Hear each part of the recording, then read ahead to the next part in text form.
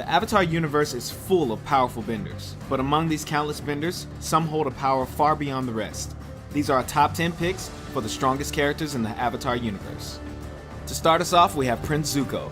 As a child, Zuko did struggle with his firebending techniques, but he truly came into his own during his teenage years, thanks to the teachings of his uncle Iroh. He was even able to hold his own against fully grown firebending masters, and Zuko only grew stronger throughout the series, learning new skills from his uncle, like redirecting lightning, and more importantly, inner peace. Next up is the authoritative equalist leader, Amon. You'll get your duel, and I will destroy you. At first, Amon may seem to have a major disadvantage when he claims he's not a bender. Amon is, however, an expert in hand-to-hand combat. He is so skilled, he is known to neutralize expert benders using no bending himself. Despite this skill, Amon is also secretly a highly trained waterbender. The few times we see him waterbend, he uses rather advanced techniques, but his strongest skill of all is the rare yet powerful waterbending technique, bloodbending. That's right, Amon can take full control over his enemies, and he can even do it without a full moon. Something that was never even believed to be possible before Amon's family perfected the terrifying technique. Next on our list is the tyrannical leader himself, Fire Lord Ozai. For the majority of the series, he remained more of an ominous mystery, a looming threat whose power came more from the fear of the unknown than his actual abilities. But when we finally did get to see Ozai in action, he proved that his power came from much more than fear. The Fire Lord had an intense and wild style of firebending, fueled by anger and hate. While he did harness the power of Sylvan's Comet to give his bending an extra boost, it is clear that comet or no comet, Ozai is a force to be reckoned with. Up next is everyone's favorite airbending teacher, Tenzin. Although Tenzin is a known pacifist and prefers to avoid a fight whenever possible, he has proven to be a potent example of airbending prowess. The burden of passing on thousands of years of airbending knowledge has driven Tenzin to honing his skill as an airbender to a high level of mastery. I will never let you get to Korra. Unfortunately, you don't have a choice. Yes, I do. He is able to hold his own against numerous highly trained equalists and their mechanical weaponry.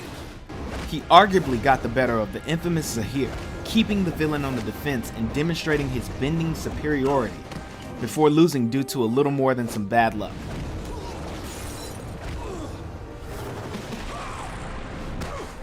All in all, we think Tenzin could easily take Zahir in a fair fight.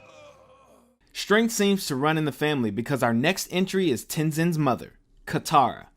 Oh, great. You again. Yeah, I didn't think so. From the very beginning, Katara's sheer determination to hone her waterbending skills, even without a teacher, was a demonstration of great strength. Let's do this. From that determination, we saw Katara grow as a bender throughout the series, collecting skills like state changing, healing, and even bloodbending. Her waterbending expertise, coupled with her ingenuity, gave her a significant advantage as she found clever and unique ways to put her waterbending to use.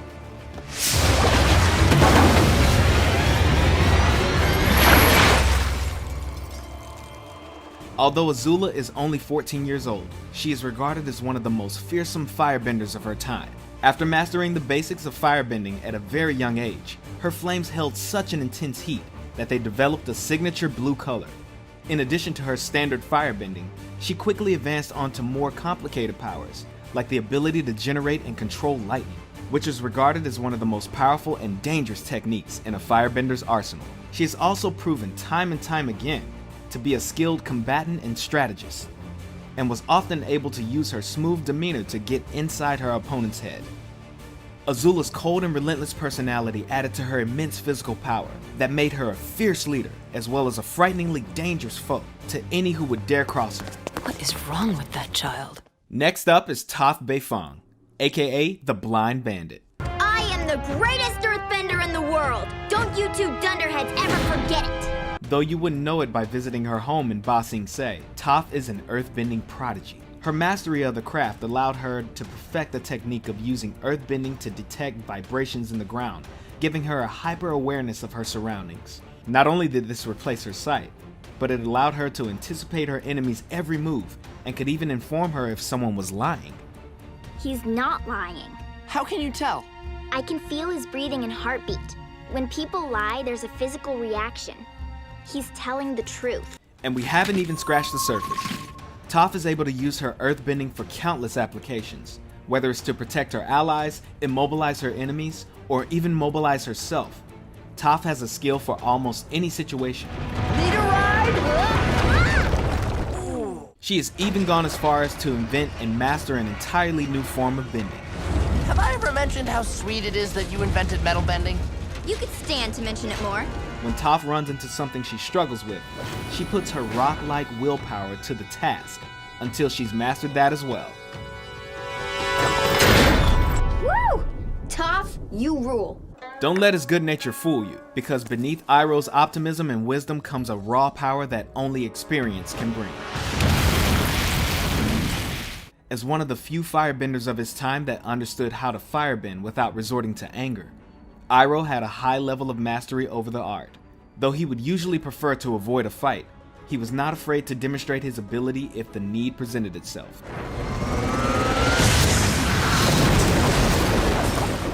In addition to his skill in firebending, he was also knowledgeable in the other forms of bending, and even went as far as incorporating techniques he learned from waterbenders. And as if that's not enough, Iroh was also a master tactician in battle, and was even once considered the Fire Nation's top general. Centuries from now, people will study the great Admiral Zhao, who destroyed the last of the Water Tribe civilization. You're lucky you're here to see it.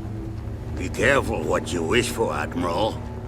History is not always kind to its subjects. Avatar Korra showed she was capable of the basics when she was a little more than a toddler. I'm the Avatar! You gotta deal with it! By the time she was 17, she had mastered 3 out of the 4 elements and even showed immense skill in fighting while switching between bending styles.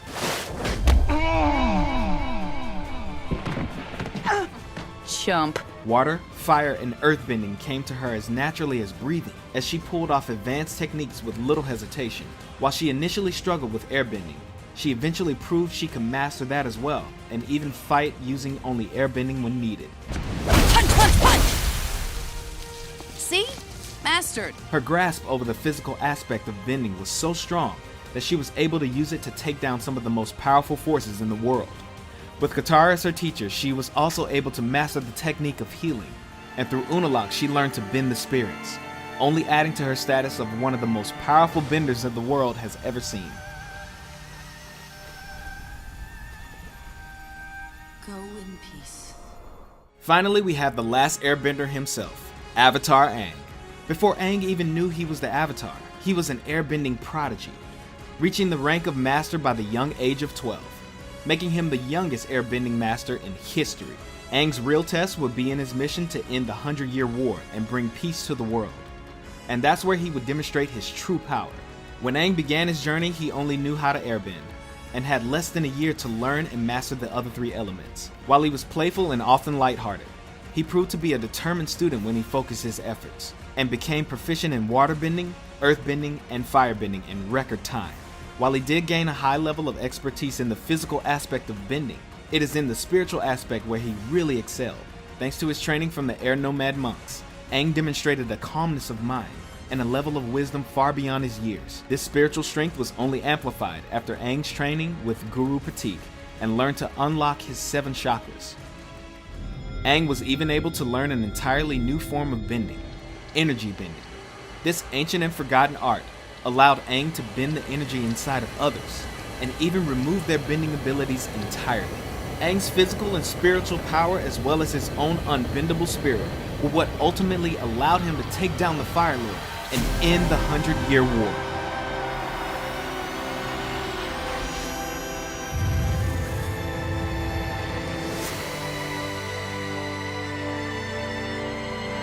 Who do you think is the strongest character in Avatar?